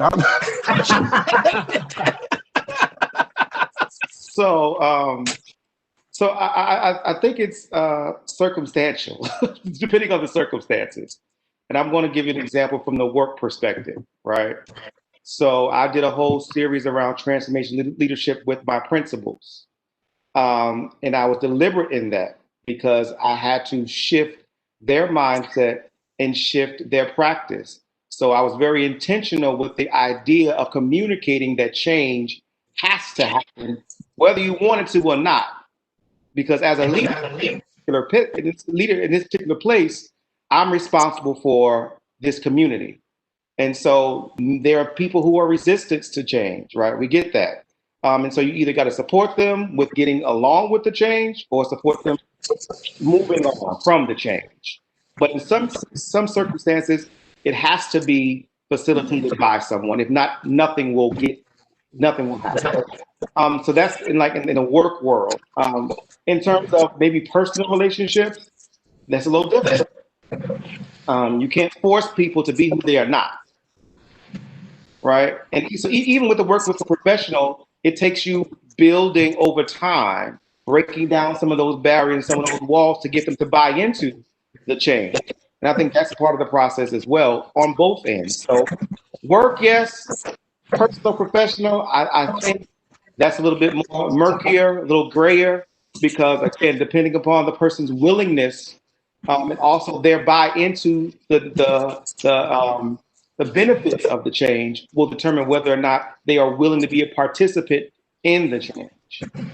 And that's individually for your, like as an individual as well? Yeah, I think so. Fair enough. So I have a question. Once again, paraphrasing one of the persons in the chat. I love his tag. It's don't snooze on the clues.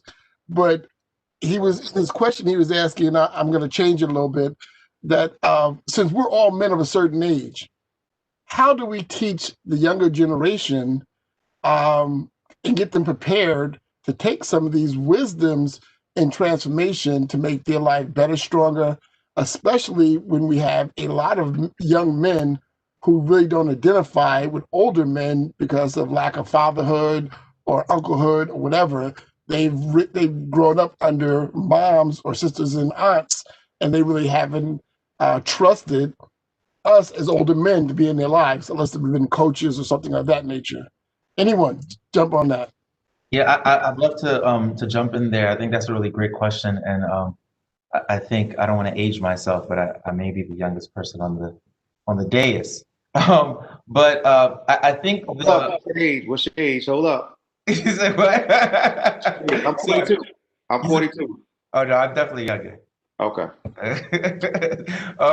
But you know, 42 was the over underline. That's all you get.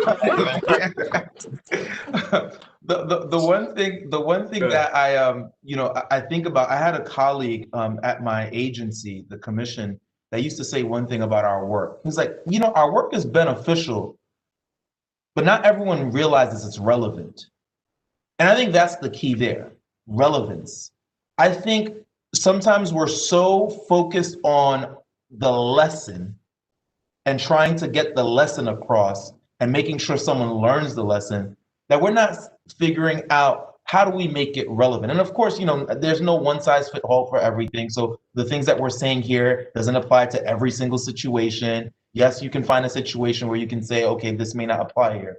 But generally speaking, relevance is really important. Yes, the experiences we all have, the things that we've learned in our, in our personal lives, in our work lives, in our communal spaces, those lived experiences are beneficial to pass on to the next person.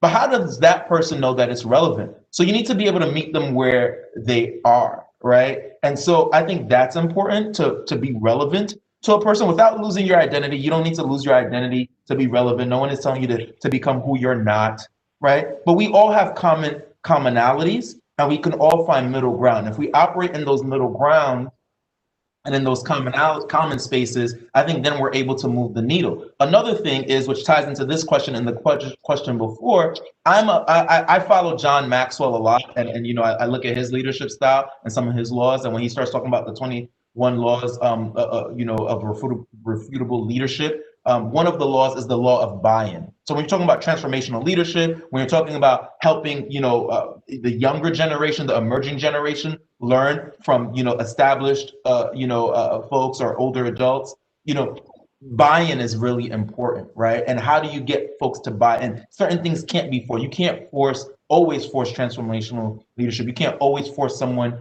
to get, to learn the lesson, but getting them to buy into the system, getting them to understand, right? That's something that's really important. Getting that consensus together when appropriate is important. And I think one way you do that is people seeing that it's relevant. And you can show relevance through different ways. You can show relevance. I think the best way, as Andrew stated, the best way to show relevance is by showing results. I know what you want. I know where you want to go. Here's the results of that, right? Here's the fruits of the labor. So I think doing that is really important. And for Thomas, 30. I appreciate the question, Scott, because literally that's the heart or the most important work that I do. So every month I get to meet with 300 to 400 young men who are younger than 42 to be able to establish and build relationships with them, many of them who come from a variety of different situations, from not having a father to issues with their father, and just being able to, number one, create a level of consistent interaction with them is a first way of building that trust. But then when you have, what are you doing with the time that you have with them? What is being said? What are you providing to them? How are you giving them a sense of voice, as though you're not talking down to them or at them, but you're allowing them to be a part of the conversation and give them feedback, or more specifically, hear from them what it is that they need or what they want. And I think we always anchor our conversations with our young men and our event with our young men with, number one, just building them up. For many of them, that's something that has not happened. And number two, telling them how much we love them, right? As men, being able to tell other young men the words, I love you. I am here to support you. I am here to be your cheerleader. Whatever you need, I am here for you. Then you start to, like I said, break down some of those barriers of the age difference. And then you share your story, because they have to understand too that you didn't arrive where you are. And that many of us have the exact same situation that they are encountering right now. And these are the ways that we were able to overcome. And I'm here to assist you on your journey. And I think that has been very impactful with us, with reaching our young men and having them coming back to us willingly and looking forward to being part of the conversations that we have at the district level, as well as individual school level. So the mentors also build relationships with those young men, so they know that I do have somebody I can call on, even if I don't have dad, granddad, or whoever else, who will be there when I need them. I think it's also important to remember, as the person who asked the question asked, how do we, as older than them anyway, you're not old, but I think I might be the oldest person on the panel, maybe Mike. It's close. How do we relate to younger people who have not had a father figure, haven't had an uncle in their lives? The point is, they showed up. right? They showed up. They showed up somehow in your circle, and that means they want something, right? Like, I don't go around looking for people to mentor and coach. They come to me, right? And so they came to me because they needed something. Maybe they thought it was, I want to lift more weight. I want to be a national champion. I want to be a state champion. And then it, as the months go on and the years go on, you find out they needed much more than that, right? But they did come to you. So you have that audience, right? They're already there. And then understanding that because they're there and because they need something, how do you get them to trust you, right? How do you get them, and trust is critical. And I think with young men, what I've found is that it doesn't have to be complicated. Reliability is huge and presence is huge. Show up where you say you're going to show up. If you say, look, I'll meet you at that diner, we'll have a sandwich, don't bail, show up. It almost doesn't matter what you do and say there, just the fact that you showed up is huge, because for this kid, other people didn't show up. Right? Well, Andrew, I agree with you, but I also want to just point out when we have young men who are not seeking out any leadership, but they need the leadership. And sometimes we have to go out on the block. You go out to where they're at, like you said, meet them where they're at, and not wait for them to ask. I know on one of our earlier barbershops, we had a young guy, we talked about housing, and we suggested him that he go find a gentleman and say, hey, you're going to be my mentor, and request him to be his mentor. But also, I also see some guys in the neighborhood, some kids in the neighborhood, that they're just floundering. And when we see young boys just floundering, how do we still approach it? Maybe, Frank, you can get back in on this, but how do you bring them into a space where say, hey, here's a space where you can get some leadership, you can get some counseling, you can get some wisdom, because we all know someone opened their wings, some way or another, we were able to get that wisdom from somebody who helped us get to where we're at now. But we always didn't go seeking it. Sometimes it was brought to us. I know you asked Frank, but can I just throw one thing out there real quick and take it back to Frank? Like, one of the things that I was pointing to earlier, and I didn't get explicit about this point, but when I was talking about Andrew and our friendship, I mentioned a couple of times that we were peers and that we were kind of bringing issues to each other. So I mentioned like closing on my house. That was not while we were in grade school. That was because he actually went to law school. At that point, he knew what he was talking about, right? So if people are listening right now, the question, other people that have that question, it's sometimes presumed that because people are older, they have wisdom. So let's put that aside for a moment. What a lot of people have said today is, look at their fruit, look at their results. And I'll pick on Andrew again. When we graduated high school, Andrew went directly to law school in England. That is my mind is blown about that, right? He had to complete it, but he set it out for himself to do. So we were just kids, and he went like, I'm going to go be a man right now. I was like, oh, good luck with that. That's crazy. I'm going to go to college, right? You can look at who's in your circle now. They could be younger. They could be older. Look at what they're about. And Ron said it earlier. Sometimes the best advice you can get in the moment is, I don't know. Let's go find the answer together. Maybe they know, well, maybe there's a neighbor. I never really asked my great uncle that question, or like that could be the beginning of reaching out to people who could become mentors.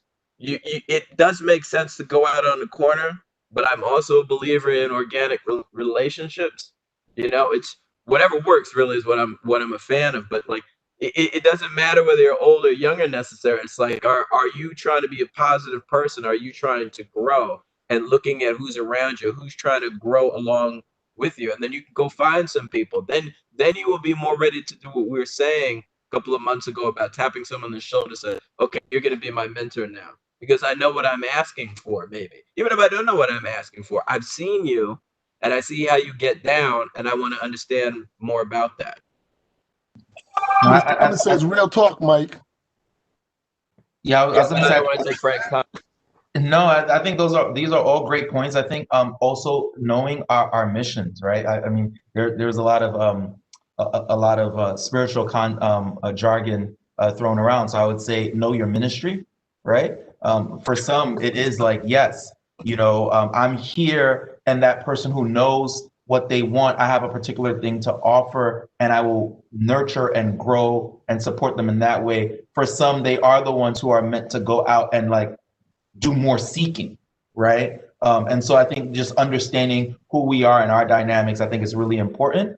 I think in terms of that young person, or that person, period, doesn't have to be a young person, that person who is not seeking it, but we believe may need it. I think sometimes we're sitting on our perch. Here you are, successful, and success by different measures. You're an attorney, you're working, you have this great leadership position in government, you're overseeing schools, you're overseeing, programs that youth and communities can, flourish because of. You're doing all this work, you're sitting on your perch. What do you know about my struggle? What do you know about my pain? What do you know about the fact that I lost my father at a young age? What do you know about the fact that I've been on food stamps? What do you know about the fact that I'm housing insecure, or I'm food insecure? What do you know about that? And it goes back to that relevance, right? Sharing your story. We want to use spiritual terms, sharing your testimony, right? Sharing what that. And when I say struggle, I don't mean like struggle as in I had to fight to get here, but sharing how you were challenged, sharing how you may see me on what seems to be like a perch, but guess what? The only reason I'm on this quote unquote mountain high is because when I was in that valley low that you think you're in, I looked around. And guess what? Anyone who understands what I'm saying is when you're in the middle of a valley, when you look around the valley, what is there? There are mountains surrounding the valley. Valleys are low points. If there's a low point, somewhere there's a high point. All I did is I was able to, whether it's through mentorship, whether it was through something that's innate, whether it was through, fortune or whatever the case may be, I was able to find a path to climb up a mountaintop, or what is supposedly seems like a mountaintop. But while you believe I may be sitting on a perch, what I see here is, the people who poured into me. What I see here is, favor. What I see here is hard work. What I see here is the willingness to pick up my mat and not stand by a poolside waiting for someone to put me in a situation, but saying that actually it's in me. Or there was a person who spoke life into me and encouraged me to get up from where I was, right? There's different ways to get to where any of us are, but even where we are now is not perfect, right? Even where we are now, in the midst of what a person could believe is sitting on a perch, even in that situation, even from that position, there are still struggles that we deal with. So while we say, hey, I said before, we need to be vulnerable in order to have people to check us and question us, in order to be an effective mentor, right? And in order to be an effective leader, you also have to be vulnerable to open up yourself to those that you're trying to help grow, to those that you're trying to help counsel and mentor. You also have to be willing to be vulnerable to them so that they can see you weren't perfect to get to where you are. And even though you're here, you're still not perfect. There are still things that you are struggling with. And of course, you have to use your discernment. I'm not telling you to open up your suitcase and unpack your entire luggage to anybody, but you, as leaders, hopefully we've matured enough to have some of that wisdom to understand when to share it, who to share it with, and how to share it. And I think in our vulnerability as leaders and mentors, we're able to help groom and grow someone out of a situation that they might be in, and show them that it's possible, and show them that even through the challenge, you can still grow, even through unfavorable circumstances, you can still grow in different ways, right? I played football, and when I played football, when it came to upper body strength, guess what? I was probably middle of the pack, right? But when it came to lower body strength, the only two people who could squat more than me were two all-state linemen. So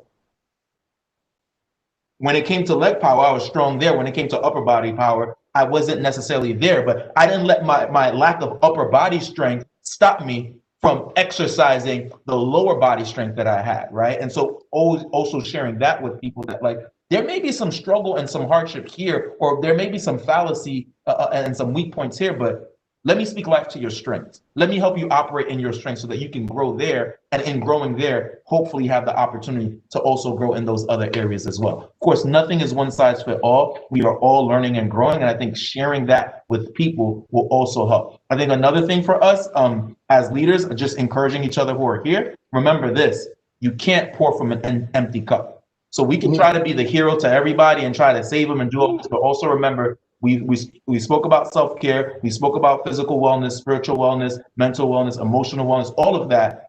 You cannot pour from an empty cup. And that's from experience. I've tried pouring from an empty cup. It led me to a lot of bad places. And I learned how to fill myself up and so that I can help fill that other person, right? And so ensuring that as well as leaders, who's filling up your cup, because you can't pour from an empty one. Frank. Yep. And I echo what Frank said here. I hate the term role model, but I love the term I use called real models.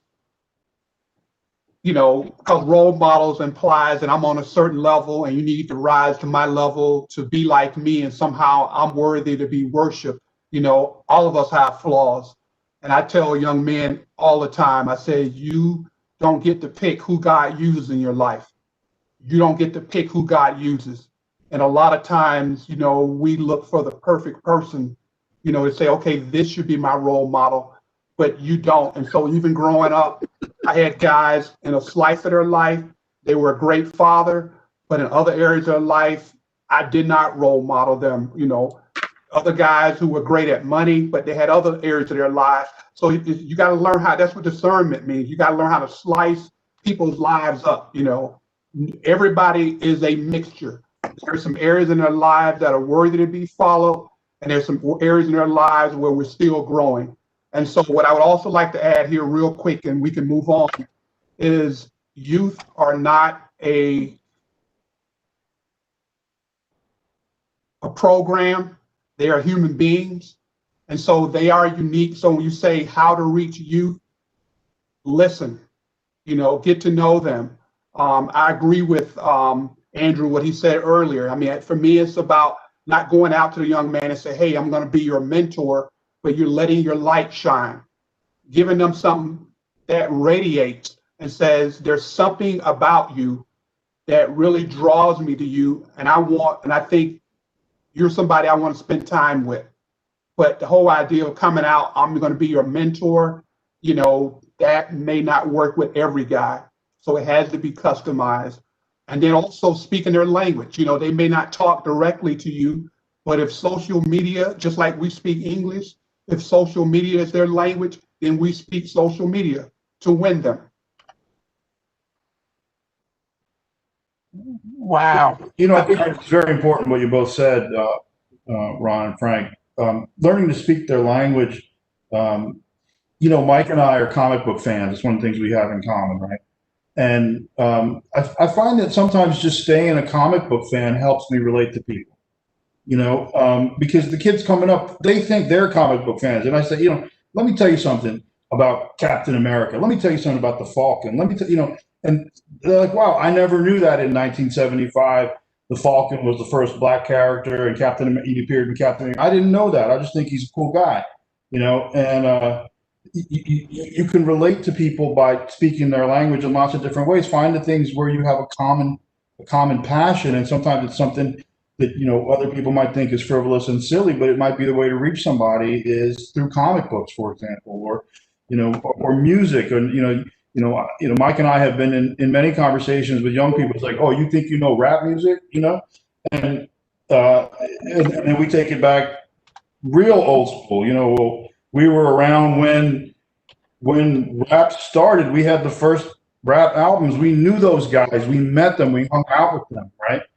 And all of a sudden, this sort of, you're not this guy on a high perch. They like, you know, like Frank was saying, they can relate to you as a guy. It may not have been a traumatic value that you share, but you were once a young kid who liked hip hop too, you know, and that's something to talk about, you know. But also going back to what Frank was saying about that perch, you know, and also what you were saying about filling, you know, you have to fill your bucket, you know. We need a methodology to stay on that perch. right? Because I've observed many people around who have fallen from that perch. And sometimes we have to be able to reach out to each other and understand that in order to be a mentor, we need mentors. And to reach out not just to young people, but reach out to our peers too. And that we can learn from each other so that we can be better mentors. You said a lot. I think the key word that I'm getting from this part of the conversation is growth.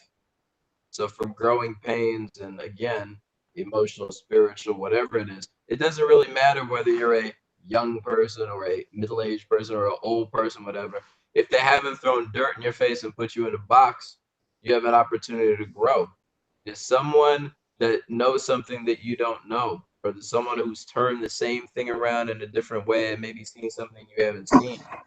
And when it clicks for you is when it clicks for you. I gave my example already about Reverend Wyatt. I was like, you know what? I've been knowing this guy for over a decade. I need to stop ducking, and I need to own that I need to have a better relationship with him. That was as a grown man that I made that decision. So it doesn't really matter what age we put on things. You know, it's just seeking to grow and looking at people who are on their journey of growth. Wow, guys, the time, look at the time, look at the time. Unfortunately, I know we can have here another hour. I'm looking at the chat is blowing up. People are saying, you know, wow, you know, they had great comments, you know, they're giving love. I think his name is Sharia. She's giving some love out to you all. I want you to know that. And so Ms. Thompson on, she's giving up love. Wow. I mean, a lot of things. But unfortunately, as you all know, we always got to figure out how to wrap this up. I see people saying, wow, this first barbershop is on fire. We started the year off on fire. So, but like I said, unfortunately, we don't want to burn all our bridges. For those who are on, know that we're here the last Tuesday of the month. We're always here right on this channel. As they say, subscribe for this. If you want to send an email to me, you can get on the list so that as we have flyers and information go out, we can constantly get you set up. But I want to start wrapping it up as we end this. So I know Reverend Wyatt is not on with us, and he told me, he said, listen, he wants to be on for a little while longer. He wants to be on next month and a couple others. So we want to remind everybody, we're going to be talking about this series about transformation even next month. And we're going to be talking about transformation as far as community transformation. And we have already some key people who are interested in coming on. But if you have subject matters and topics, please send it to me at Scott Leach. I mean, it's S. Leach at DYCD.nyc.gov. I put it in the chat for those who are on YouTube. You can look at that. But so let's get ready to start winding down. So I'll start with Andrew. You want to get some closing thoughts to this conversation, Andrew?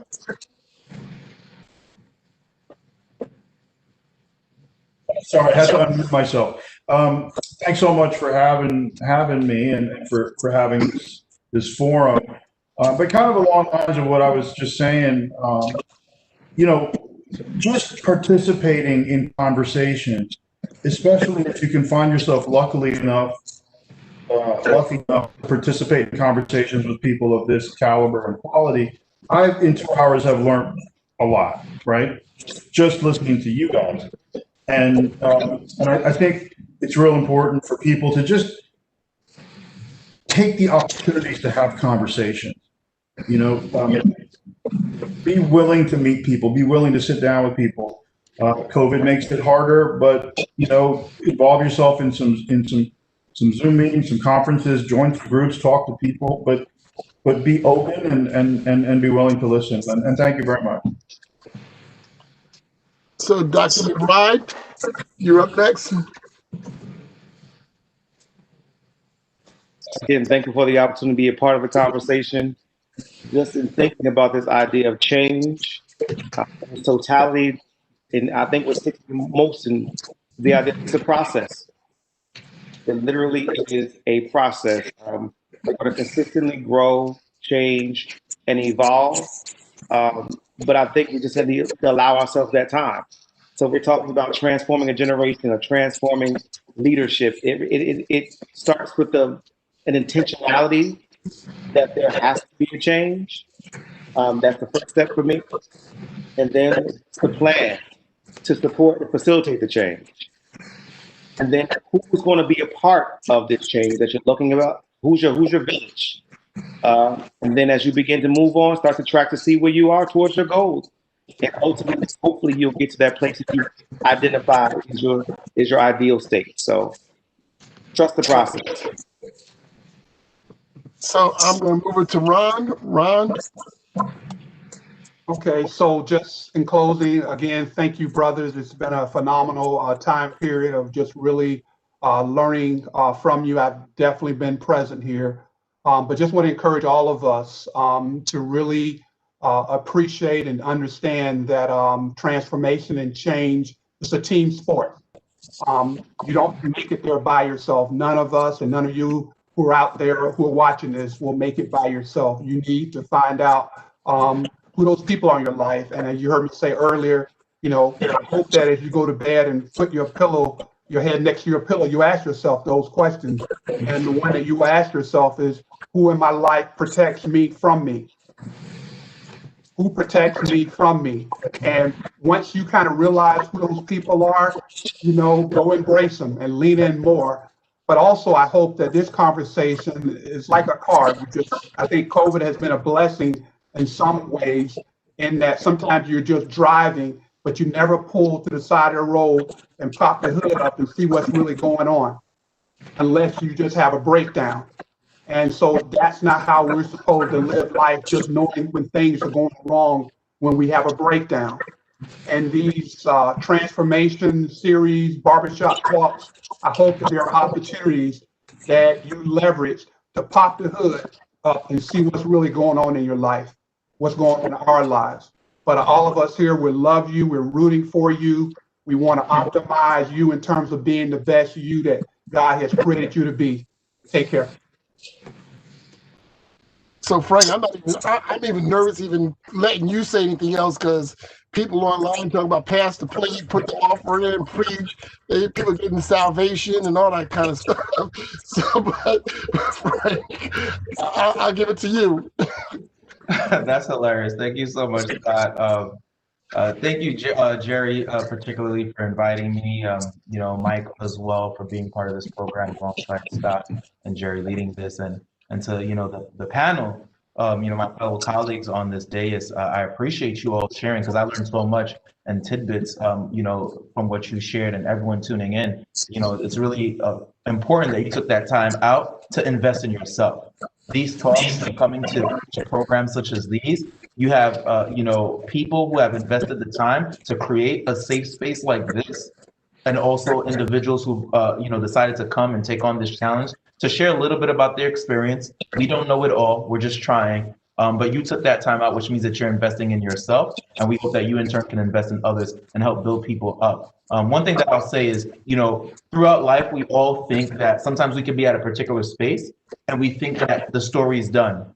The narrative has already been written for us because of where we grew up, the town that we're in, the circumstances, whatever the case may be, how we identify. But understand that time is the storyteller, but we're the authors. We're the ones who are writing the words on every page of that book, and you always have an opportunity to, you know, write more in that book and more in your narrative. So just remember 3 things I would say is, remember that you are the message in your book. Understand that you cannot separate yourself from your vision. So in order to understand your vision, you have to say, who are you right now? Who are you trying to be? And then how do you get there? And it's in how do you get there that real growth and that transformational change occurs. But you can't separate yourself from that vision. It's intertwined. And also take that time to build up on your credibility. You know, we spoke about looking at mentors, looking at people that you look up to and looking at their fruit, seeing if there are results, seeing if they're hypocrites or not. things of that nature, you yourself need to ensure that you are someone bearing good fruit, that you are someone that is results driven and showing results, you know, whether they're results that people can see or results that you are able to identify because you know where you were and you see where you are now. But take that time to build up your credibility. There's no rush. Every moment that you have a breath is another opportunity to keep writing in that story. So I say write on, write on, and write on. And thank you very much, DYCD, for having me. All right, we're gonna start the campaign. Frank for councilman, Frank councilman, Frank. You got the campaign going. So Mike and Scott, you'll be my. If I ever think of that, Scott, then I'll call you to be my campaign manager. Okay. I'll move to New York and vote for you. Then I'll move back to Virginia afterwards. Just make sure that's not on record. You don't want anyone coming after you. So, Mike and Jerry, another awesome event. Wow, you know, I don't know what to say. I know. Mike and Jerry? I'm rarely at a loss for words, but you know, it's such a great group, and Frank is a tough act to follow. Really is. Everyone is, but whoo, Frank is getting it done tonight. I'll tell you that. Ron said it better than I've said it, so I would point people back to what Ron said a moment ago. We created this kind of organically, responding to people's interest and curiosity, and we're trying to continue to have conversations over time with men and with anyone, with New Yorkers and with anyone who finds these conversations valuable. And don't forget, you know, as the panelists, we work for the Department of Youth and Community Development, and we're funding hundreds and hundreds of community organizations around the city. So if you or your family would benefit from some of the services we're funding, reach out. And if anything that was said today is helpful to you, thank you. That's why we're doing it. Tell a friend, tell a brother, tell a cousin, tell everyone to follow us and subscribe, as Scott said, as Jerry said, and continue to be in this conversation with us. We're not going to go anywhere until they make us stop doing it, and nobody has made us stop doing it. I'm behind the scenes fighting, trying to keep this going, keep this growing. So let's keep it going. Let's keep it growing. Jerry? Well, Mike, I think what you're saying is just dead on, understanding that transformational change is a whole approach, and it starts with the mind. I think Dr. McBride said it's that choosing to be intentional, that intentionality. And real change is bigger than you. It's supported by more than you, but it's initiated from you. And so in that space, as you are going through your individual change, if you so happen to have that great opportunity to be in a community of change and you're helping other people as being that change agent, even within yourself, be present. Sometimes just being present, just like Andrew was saying, showing up, right? The other part is what Frank was saying, make sure you're relevant. And when I say relevant, that's just owning your identity and being able to speak to that, sharing your story. Be humble to listen and accept their story, creating that space. And then above all, just be consistent, right? So that we can all get to that final outcome, that desire that we want. So I think this was great, just to be amongst great men, great leaders about that alignment of change has been a phenomenal experience for me. So Scott, take us home. So to wrap up tonight's event, and I don't even say wrap up because we're going to keep this going. And like I said, next month we're going to be talking about some other type of transformations that are going on. But I would want to lean in that to let people know, you know, we have to be very mindful of when we're out and about and around the community, especially around young people, because young people are always watching us and what we're doing. And we have to learn to be the best me I can be so that the young people can see what they can achieve. They cannot achieve what they don't see at times if they're only seeing bad things around.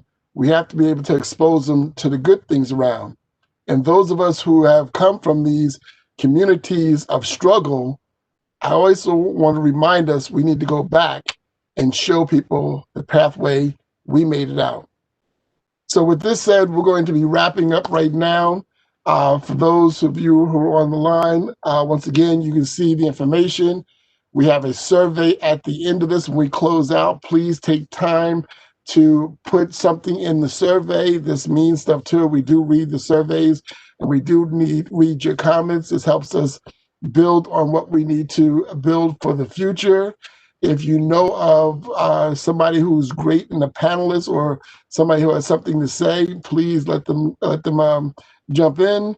I definitely would tell you that next month it's looking like it's going to be a really hot topic.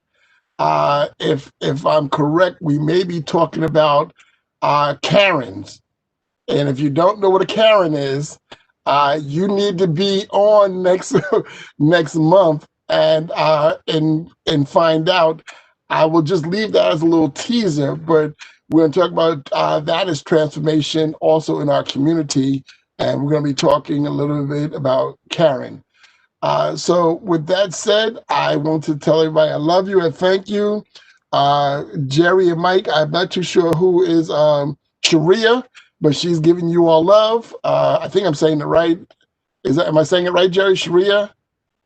Because she's been giving you some love in the chat. So we want to thank everybody and all of our panelists. Please just hold on as we close out. So thank you, everyone. Have a great night. Be safe until we see you next month. Thank you. Thank you, everyone behind the scenes, David and everyone, and thank you all the panelists.